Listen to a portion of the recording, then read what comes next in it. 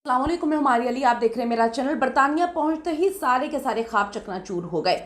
मकसूद की दर्दनाक दास्तान, किस तरह से उसकी बीवी गैर मर्दों के साथ उसी के बिस्तर पर गलाजत करती हुई पकड़ी गई। बीवी की बेवफाई, लेकिन मकसूद की ज़िंदगी किस तरह से इबरतनाक बनी, किस तरह से यूके जाने का लालच, किस तरह से यूके की नेशनलिटी हासिल करना चाहा, किस तरह से देखे समझे बगैर कि एक मुख्तलिफ ज़िंदगी होगी, वो औरत कितनी मुख्तलिफ होगी, उसने आग के दरिया में छलांग लगा दी। अपनों ने दिया धोखा। बरतानिया में मकसूद के साथ क्या क्या जुल्म हुए, और हर वो पाकिस्तानी, हर वो एक्सपैट जो अपना मुल्क छोड़ के किसी दूसरे मुल्क में नेशनैलिटी के लिए, अच्छी ज़िंदगी के लिए जाता है, ये वीडियो उसके लिए बहुत ज़्यादा इंपॉर्टेंट है, क्योंकि वो इसी तरह के फेजेस से गुजरता है और इसी तरह के धोखों का सामना भी उसको करना पड़ता है। रिक्वेस्ट है, चैनल को सब्सक्राइब करें, हमें आपकी सपोर्ट की बड़ी ज़रूरत है और आपने वीडियो को आखिर तक ज़रूर देखना है। कभी कभी इंसान अपने फ्यूचर के लिए और अपने अपनों के लिए समंदर पार जो है इस उम्मीद से जाता है कि वहाँ ज़िंदगी बहुत खूबसूरत हो जाएगी, बदल जाएगी, खुशियाँ मिलेगी, लेकिन अपने ही आप को ज़मीन बोझ कर देते हैं, अपने ही आप को वहाँ पे मारते हैं जहाँ पर आपको छाँव भी नहीं मिलती।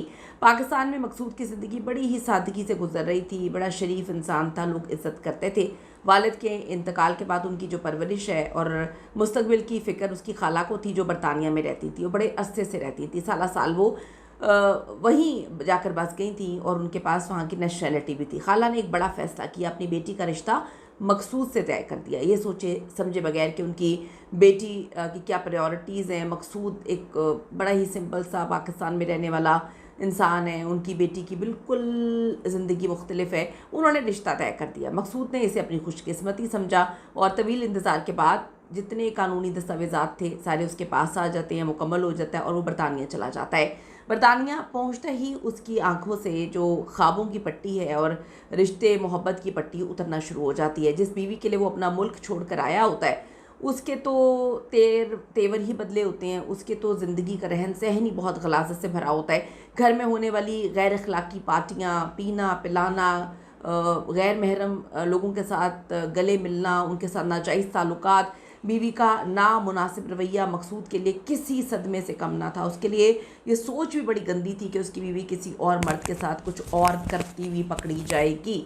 उसे जल्दी एहसास हो गया कि जिस रोशन मुस्तकबिल के लिए उसने ये ज़िंदगी में बड़ी खुशी खुशी बरतानिया जाने का फ़ैसला किया था, वो तो सिर्फ अंधेरा है और अंधेरा हर गुजरते दिन के साथ बढ़ रहा है।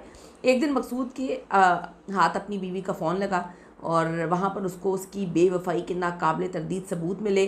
उसने टूटे हुए दिल के साथ हालात को संभालने की कोशिश की, अपना कारोबार शुरू किया ताकि शायद घर की जो मौशी बेहतरी से हालात सुधर जाएं, लेकिन उसकी बीवी की सरगर्मियाँ ना रुकें। उसको दूसरे आदमियों के साथ जिस्मानी ताल्लुकात का शौक़ था, पीने पिलाने का शौक़ था, उनके साथ रातें गुजारने का शौक़ था, उनके पैसे पे पलने का शौक़ था, और ये सब कुछ उसकी खाला को पता था, मकसूद की खाला को पता था। ज़िंदगी का सबसे बड़ा मोड़ तब आया जब मकसूद ने अपने घर में एक अजनबी को अपने ही बिस्तर पे गैर अखलाकी करते करते हुए अपनी बीवी के साथ देखा। तल्ख कलामी हुई और मामला अदालत तक जा पहुंचा। मकसूद ने सच साबित करने के लिए वो निजी पैगामात भी जजेस को दिखाए और उसकी बीवी की बेवफाई के सबूत दिए, लेकिन कानून की बारीकियों ने उसको ही गलत ठहराया। निजी ज़िंदगी की खिलाफ वर्जी, यानी कि जो प्राइवेसी के मामला इस तरह से ऐसे वॉयलेशन, इसके जुर्म में मकसूद को 9 माह की कैद हो जाती है। जेल से रिहा होने के बाद मकसूद के पास 2 रास्ते थे, सब कुछ छोड़ छाड़ के चला जाता, लेकिन वहाँ पे बचा क्या था, या फिर अपने बेटे के खातिर वहाँ पे वो रुक जाता। उसने अपने मासूम बेटे की खातिर उसी घर में रहने का कठिन फ़ैसला किया। इस दौरान उसने अपनी माजूर और मफलूज खाला की बहुत खिदमत की। दूसरी तरफ आप ये देखें कि मकसूद की बीवी एक ऐसी महलिक बीमारी एड्स का शिकार हो गई जिसका कोई इलाज नहीं था। आप यहाँ से अंदाज़ा लगाएं कि गलीज़ रिश्ते, गंदगी में मुंह मारना, गलाजत से भरी ज़िंदगी गुजारना, उसका अंजाम ये कि उसको एड्स हो गया। मैं यहाँ पर ये सोचती हूँ कि खुदा के लिए ज़िंदगी एक बार मिलती है। बाहर जाने के चक्कर में अपनी ज़िंदगी को मत बर्बाद करें। बाहर जाने के नशे में कि हम अपने आप को नहीं देखते, प्लीज़ रियलिटी एक्सेप्ट करें। हम अपने आप को नहीं देखते, हमें ऐसा लगता है कि अगला बंदा जो पाकिस्तान से बाहर है वो हमारे लिए मर रहा है, हम जाएंगे तो हम बहुत सादा इंसान होंगे तो वो हमारी ज़िंदगी से इम्प्रेस हो जाएगा और वो हमारी तरह बनना चाहेगा। कोई किसी की तरह नहीं बनना चाहता, हर इंसान का मफाद होता है। इसका मफाद था वो नेशनलिटी हासिल करना चाहता था। उनका मफाद था कि उनको भोला भाला बंदा चाहिए था।